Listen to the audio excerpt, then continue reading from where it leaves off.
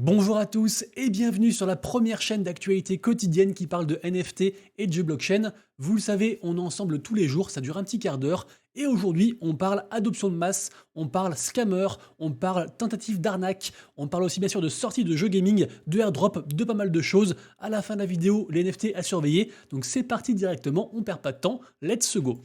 Évidemment aussi bien sûr, merci beaucoup à tous pour le soutien. N'oubliez pas, si ce n'est pas encore fait, de vous abonner à la chaîne, d'activer la cloche, il y a des vidéos tous les jours. Également aussi le petit commentaire, mais surtout le pouce en l'air qui régale énormément. Donc merci beaucoup.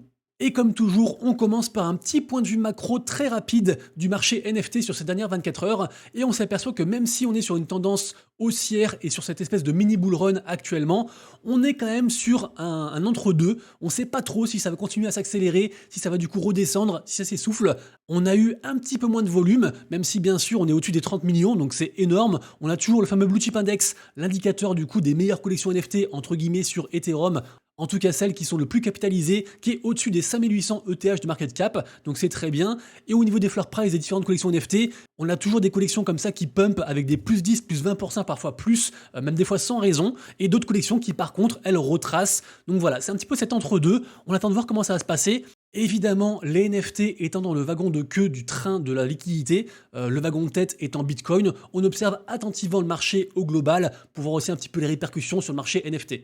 Du côté des news, aujourd'hui je voulais commencer par ça. Alors c'est pas vraiment une news Web3, c'est vraiment une news d'ordre très général mais qui concerne tout le monde parce qu'en effet on a tous vu des vidéos de Elon Musk ou de je sais pas qui, je sais pas quelle star qui promeut quelque chose. Et en fait ces vidéos sont des vidéos fake qui sont générées par l'IA. Et c'est vrai que plus l'IA progresse, plus la technologie est parfaite et moins on peut se rendre compte si c'est vraiment les vraies personnes. Et donc YouTube, dans ce cadre-là, qu'est-ce qu'ils font? Eh ben en fait, ils vont forcer les créateurs de contenu à divulguer s'ils utilisent l'IA ou non à des fins réalistes. Et s'ils le font pas, eh ben c'est suspension, c'est radiation, c'est tout ce que vous voulez. Donc je trouve ça très bien. Personnellement, je suis pour ce genre de choses. J'ai pas encore vu de pop-up ou de choses me disant qu'il fallait le faire sur YouTube côté créateur. Mais voilà, pour moi, c'est un truc important. Je voulais vous en parler aussi. Faites attention, bien sûr, aux vidéos, quelles qu'elles soient, parce qu'on sait plus trop sur qui on tombe à l'heure actuelle. Et toujours dans cet esprit de vigilance, on a beaucoup de personnes qui se mettent à re-recevoir des mails soi-disant de OpenSea qui disent que voilà, vous avez un compte qui est compromis, il faut faire quelque chose, il faut vous connecter par votre wallet, donner votre seed phrase, ce genre de choses, bref, peu importe. Tous les mails de OpenSea sont fake. OpenSea n'envoie pas de mail. Vous savez pourquoi? Parce que OpenSea, a priori, ils n'ont que votre wallet. Et en fait, un wallet n'est pas rattaché à un email. Donc vous n'êtes pas censé recevoir un mail de n'importe quel projet sur lequel vous êtes logué que grâce à votre wallet. Donc faites très attention, il y a beaucoup de gens qui se font escroquer. Je vous rappelle bien sûr quelques bases, au moins diversifiez-vous, utilisez un petit peu des cols de wallet, genre Ledger, etc. Essayez de mettre le maximum de précautions en fait sur plein de petits wallets pour prévenir ce genre de choses. Malheureusement, voilà, personne est infaillible. Également aussi bien sûr, ne donnez jamais votre seed phrase à qui que ce soit, à personne, même pas un support, et utilisez des extensions comme par exemple le Pocket Universe qui vont vous dire ce que vous signez pour être sûr de bien signer les bonnes transactions et de passer bien sûr aussi que par les liens officiels des projets sur lesquels vous êtes. En ce moment, on constate tous un gros regain au niveau du marché, et même si pendant le bear market, les escrocs étaient encore là, et bah forcément là, ils sont encore plus là, et on voit plein de tentatives d'arnaque, donc faites très attention à vous. Et d'ailleurs, en parlant d'escrocs, on a des nouvelles de la part du français Aurélien Michel. Rappelez-vous, il avait été arrêté à l'aéroport de New York. En fait, c'est un escroc. En fait, il avait fait une collection NFT qui s'appelle du coup les Mutants Ape Planet, ceux-là, qui a fait beaucoup de volume. Il a quand même gagné 3 millions de dollars grâce à ça. Et en fait, après, bah, comme beaucoup de collections, il a fait ce qu'on appelle un rug. Donc ça veut dire qu'il s'occupe plus de la collection. Il part du jour au lendemain et il honore zéro promesse. Et en fait, ça, bah, c'est répréhensible. Apparemment, il risque jusqu'à 5 ans de prison et il a aussi payé déjà 1,4 million de dollars d'amende. Ce qui est marrant, fun fact, mais qui est un peu triste, c'est qu'en fait, c'est le fils d'un footballeur célèbre qui était un joueur du club en avant Guingamp et donc forcément, la bad news est relayée sur RMC Sport. Et en fait, malheureusement, bah voilà, ça fait partie des énièmes news comme, je sais pas, Plush avec Kev Adams, comme plein de trucs qui jettent comme ça un voile d'escroquerie sur le monde de la blockchain et des NFT. Donc c'est bien triste, mais malgré tout, voilà, c'est quand même bien qu'il soit arrêté ce mec. Et puis apparemment, là d'ailleurs, j'ai vu qu'il devait attendre, je crois, jusqu'en mai de l'an prochain pour savoir s'il va être incarcéré ou non. Mais vraiment, c'est un gros truc, ils ont pris ça très au sérieux, et au moins, ça envoie aussi un message aux autres scammers, comme quoi il faut vraiment faire gaffe à votre cul si vous escroquez du coup votre commu et si vous respectez pas vos promesses. Ensuite, je voulais revenir là-dessus parce que j'en ai parlé hier dès que je l'ai su, mais c'est vrai qu'en fait j'en ai parlé avec un calme olympien, alors que c'est sans doute la news la plus bullish de cette année concernant l'adoption de masse côté NFT. Donc tant pis, je le redis, une fois n'est pas coutume, ça fera un petit doublon, mais figurez-vous que Disney arrive dans les NFT avec leur propre plateforme. Ce sera une application mobile, du coup on va s'échanger en fait dessus des pins qu'on voit actuellement à l'écran. On imagine aussi un côté digital. Sachez aussi que cette initiative est un partenariat avec Dapper Labs, qui est la boîte qui est derrière, entre autres, la blockchain Flow, et ils sont très forts côté NFT et côté gaming. On peut aussi lâcher son adresse mail sur le site, qui est donc sorti pour être bêta-testeur en premier. Peut-être qu'il y aura aussi des avantages, avec des licences comme par exemple pour le moment Walt Disney, Pixar et Star Wars.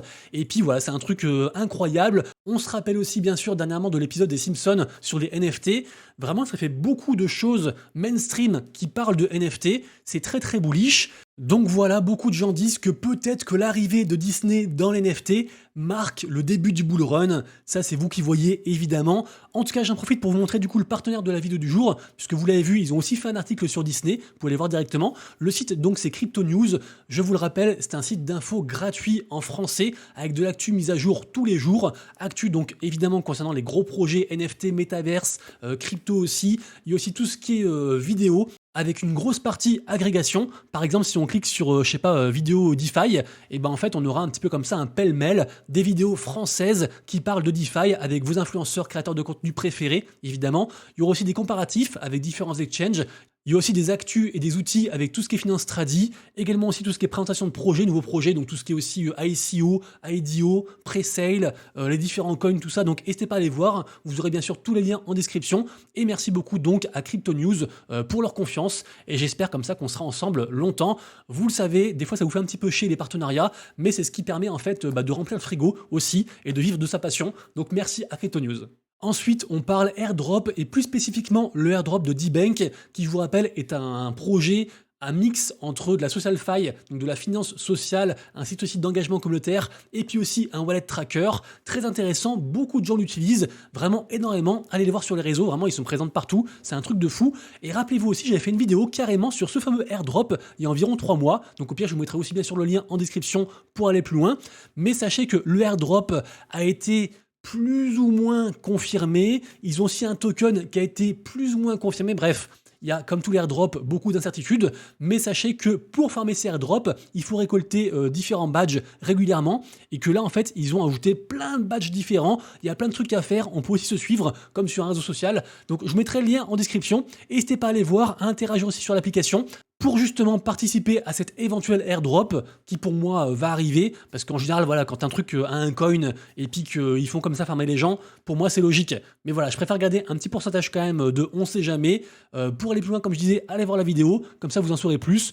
Info suivante, une information très intéressante qui pourrait être une partie du futur de pas mal de collections NFT. En tout cas, c'est ce que je pense. On a en fait la chaîne de restaurants américaine Dairy Queen, une sorte de McDo, pour faire très court, qui fait un partenariat avec la collection NFT Weirdo Ghost Gang, qui est ici, avec un floor price de 0,5 ETH.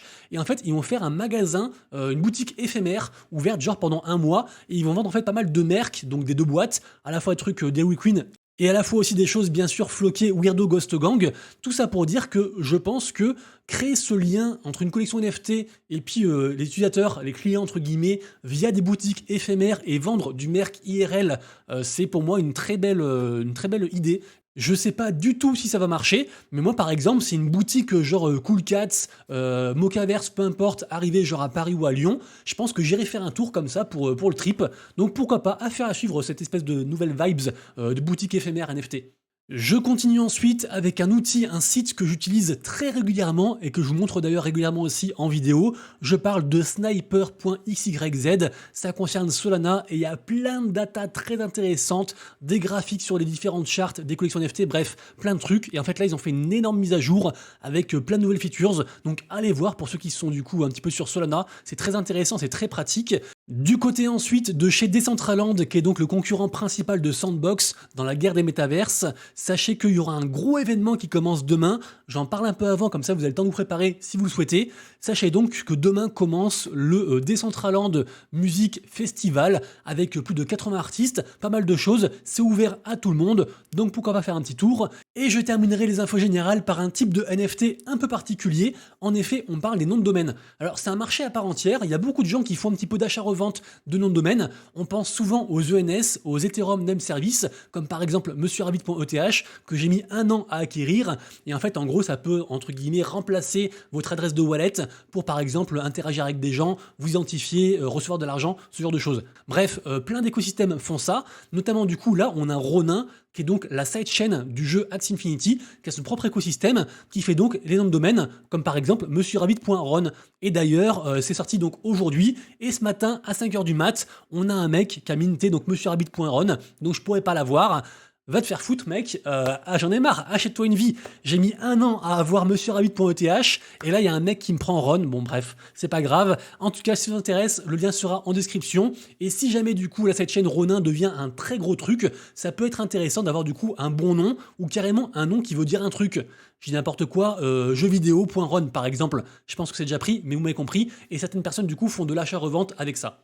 Deuxième partie de la vidéo, la partie blockchain gaming, et on commence directement avec 3-4 jeux qui sortent aujourd'hui. Donc comme annoncé hier, le jeu Phantom Galaxy est bien sorti aujourd'hui donc sur Steam, sur Ultra et sur l'Epic Game Store. Un jeu donc galactique backé par Animoca Brands, très intéressant et apparemment c'est propre et les gens semblent contents. Ensuite on a aussi Chibi Clash qui est donc disponible. C'est un jeu un petit peu de combat, on voit quelques images ici. Alors c'est un jeu de moindre qualité par rapport au premier, à Phantom Galaxy, mais c'est un jeu intéressant avec un début de hype grandissant et aussi un leaderboard. Donc pourquoi pas ceux qui veulent chercher un petit peu un jeu très early, avec aussi des récompenses, ça pourrait être sympa. Et ensuite, on a bien sûr la dernière saison de Kevin l'Aventurier. Alors c'est lié au projet Pixelmon, je le rappelle, c'était un gros scam à la base. Le truc a été racheté, ils ont un gros projet en mode Pokémon qui semble très bien marcher, une grosse hype. D'ailleurs les NFT ont pas mal explosé, ils sont remontés je crois à 0,8 ETH. Et en attendant, ils ont aussi un petit jeu, un jeu en mode, j'allais dire Flappy Bird. Je vous montre quelques images du coup directement ici. Par contre, ce qui est intéressant, c'est qu'en fait ce jeu en mode Flappy Bird a quand même beaucoup de récompenses à gagner en termes d'argent. Donc là, par exemple, pour la dernière saison, il y a une fois plus 3000 balles à gagner. Donc si vous êtes bon à Flappy Bird, bah franchement, faites-vous plaisir parce que bah, c'est du free argent pour vous. Je continue avec le projet Avalon, qui est donc un MMORPG qui avait levé 13 millions de dollars. Et franchement, alors c'est une pré-alpha entre guillemets qu'on voit à l'écran. C'est pas forcément ce qui va se passer en vrai. On connaît bien sûr des fois la différence entre les jeux tels qu'ils le montrent, les teasers, et puis la réalité. Mais ça donne quand même vachement envie d'y jouer et tester tout ça. Donc à voir, on est encore très early. Mais Avalon pourrait être une de ces belles promesses en fait de l'an prochain. Donc pourquoi pas vous renseigner et hop, je mets un petit like. Et pour finir les infos gaming, on a le retour, pendant une période très courte, du projet Moku. Le projet Moku, c'est un projet qui est partenaire avec justement la blockchain Ronin, dont on parlait tout à l'heure, la sidechain de Axie Infinity. Et en fait, ils font un jeu, c'est juste quelques quêtes à faire, un petit peu d'engagement communautaire, genre aller liker un truc, rejoindre un Discord, ce genre de choses. Ça prend 2 secondes à faire et en fait, on gagne des points. Et grâce à ces points, on peut soit acheter directement des objets, des assets, des NFT, ce genre de choses, si on en a beaucoup, soit participer à une loterie. Moi, c'est ce que je fais, gagner différents tickets, voire carrément de la crypto run directement. C'est gratuit, ça prend pas beaucoup de temps, donc faites-vous plaisir. Nous arrivons donc à la 3e et dernière partie, la partie NFT à surveiller, qui comprend aussi également bien sûr les mints que je surveille aujourd'hui. Et il y a quand même beaucoup de choses, on le ressent vraiment avec ce regain du marché, on a de plus en plus de projets qui se lancent, donc ça va être compliqué à faire le tri. Ne vous dispersez pas, moi je regarde plein de trucs, mais en vrai, si déjà vous regardez genre 2 collections dans une journée, c'est déjà beaucoup, je trouve. Donc jetez un œil du coup sur mon tweet récapitulatif que je fais tous les matins. Le lien sera bien sûr aussi en description. À surveiller aujourd'hui, assis quand même, mint intéressant, le mint Degen Alfie.